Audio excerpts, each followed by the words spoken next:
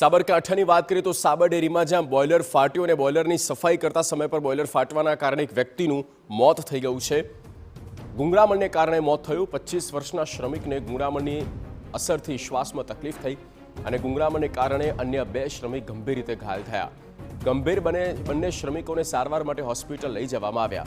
હિંમતનગર નજીક આવેલ સાબર ડેરીમાં આ ઘટના બની છે. સાબર ડેરીનો આ બનાવ છે જ્યાં બોઇલરની સફાઈ ચાલી રહી હતી અને ગુંગળામણ થઈ, જેના કારણે એકનું મોત થયું છે. 25 વર્ષના શ્રમિક કે જેમને ગુંગળામણથી શ્વાસ લેવામાં તકલીફ થઈ, ગુંગળામણને કારણે અન્ય 2 શ્રમિક પણ ગંભીર રીતે ઘવાયા છે. બંને શ્રમિકોને હોસ્પિટલ લઈ જવામાં આવ્યા. હિંમતનગર નજીક આવેલ સાબર ડેરીનો આ બનાવ છે. સાબર ડેરીની ઘટના છે. બોઇલરની સફાઈ દરમિયાન ગુંગળામણને કારણે એક વ્યક્તિનો જીવ ગયો છે. જેની પાછળ કોની બેદરકારી, શું જે ક્લિનિંગ કરવા માટે થઈને સાધનો હોવા જોઈએ, શું એ સાધનો પૂરતા નહોતા?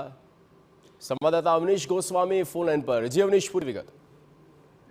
વાત કરવામાં તો જે પ્રકારે જાણકારી સામે આવી રહી છે તે પ્રકારે કેટલાક શ્રમિક જે છે તે બોઇલરને સાફ કરવા માટે, સાફ સફાઈ માટે બોઇલરની અંદર ઉતર્યા હતા. તે દરમિયાન ગુંગળામણ સર્જાઈ હતી. ગુંગળામણ સર્જાવાના કારણે આ શ્રમિકો જે છે તેઓને સમસ્યા શ્વાસ લેવાની સર્જાઈ હતી. આ દરમિયાન એક જે શ્રમિક હતું તેનું મૃત્યુ નીપજ્યું છે, જ્યારે અન્ય 2 શ્રમિક જે છે તેઓને સ્થાનિક હિંમતનગરની ખાનગી હોસ્પિટલમાં સારવાર આપવામાં આવી રહી છે.